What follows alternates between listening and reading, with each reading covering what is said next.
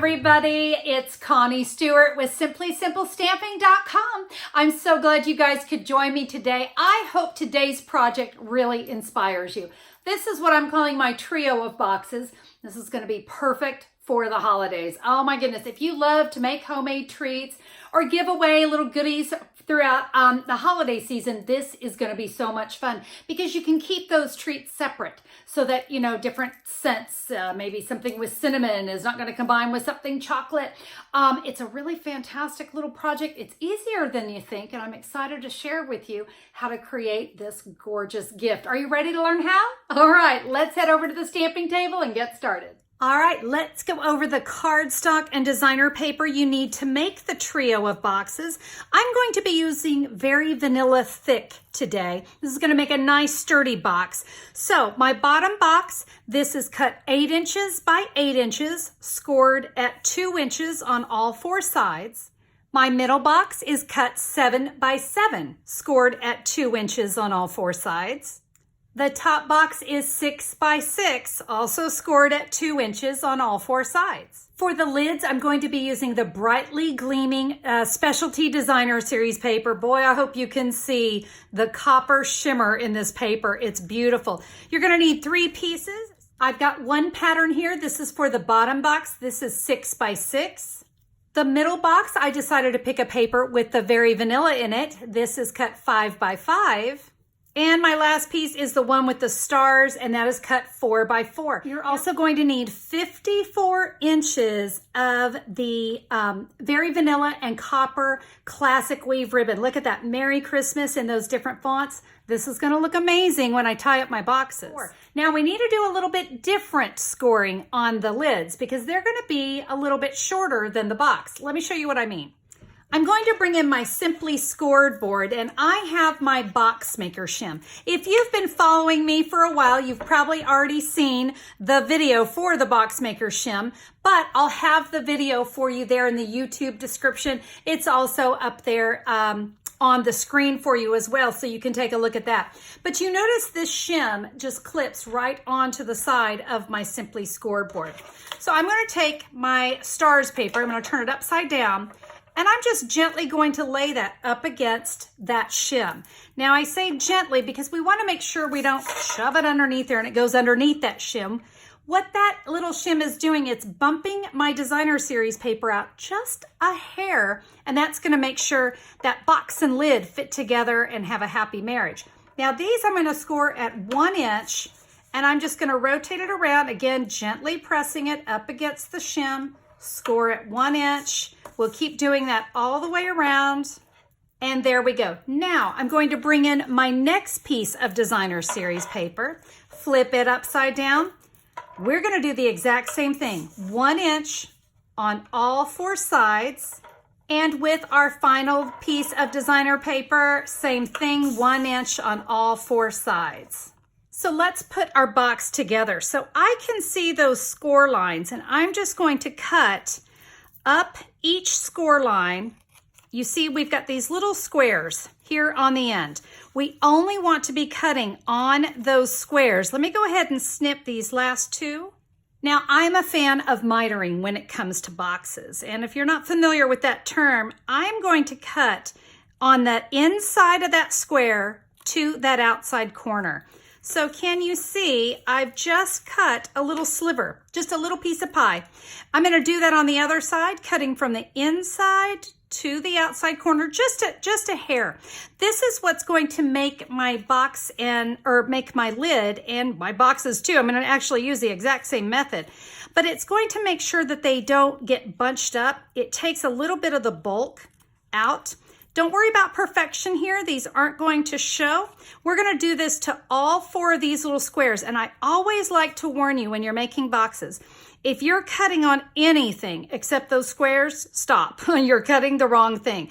We only want to be cutting on these little tabs because these squares are going to become tabs. I'm going to give all of these a little fold. Now, if you decide to use your bone folder, It's designer series paper. Be very, very gentle. We don't want to break the fibers of the paper. But let me show you, can you see when you bring the two pieces together, mitering, make sure that that all fits really nice. All right, let's go ahead and we're gonna do that same cutting method here with our Very Vanilla. We'll cut up on all four sides just like we did on the lid. We're now going to miter in the exact same method. So again, we're just taking a sliver. Remember, we're going to do that to both sides of all four squares. Only cut on the squares. All right, all of those are all taken care of. Now, I am going to use my bone folder.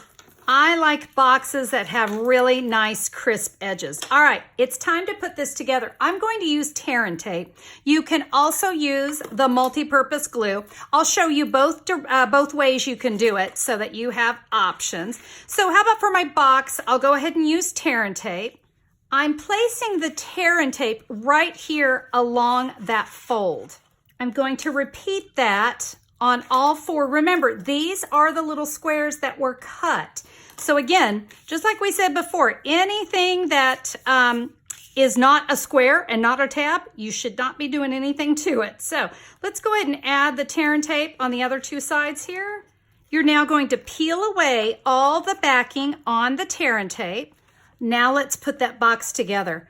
We're just going to bring the edges around, and you can see how that just comes together perfectly. Let's add the next. We'll add the next one. Again, just making sure, take your time. You want to line these up really, really well. All right, our box is done. Now let's create our lid. And I said I'd show you how to use your multi-purpose glue. Go pretty light. We don't want it oozing out, but we do want to make sure we're kind of staying close to the seam or the score line that we have there. Again, we want to make sure it doesn't have the ability to kind of look loose, if that makes sense. We want that to be really nice and tight. So I'm going to add this to all four of my mitered tabs. And in the exact same way you saw me put the box together, we're going to line up that tab inside the lid, give it a press. Let's repeat that all the way around. One of the reasons I like to use the multi-purpose glue, it gives me the ability to kind of slide the tabs around if I've gotten too tight or too loose.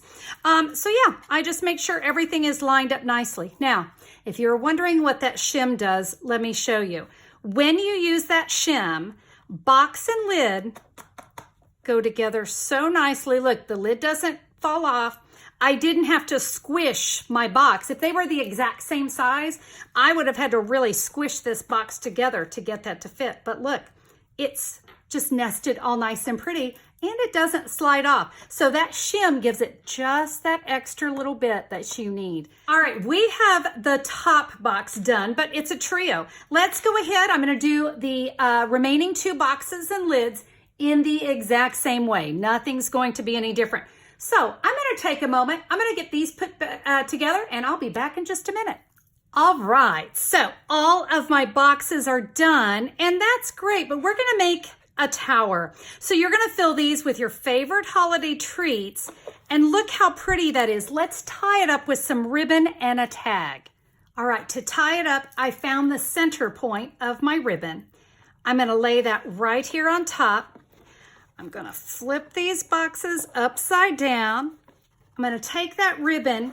Let's give it a twist here at the bottom. Now we can come up on the top, and now I can tie it in a bow.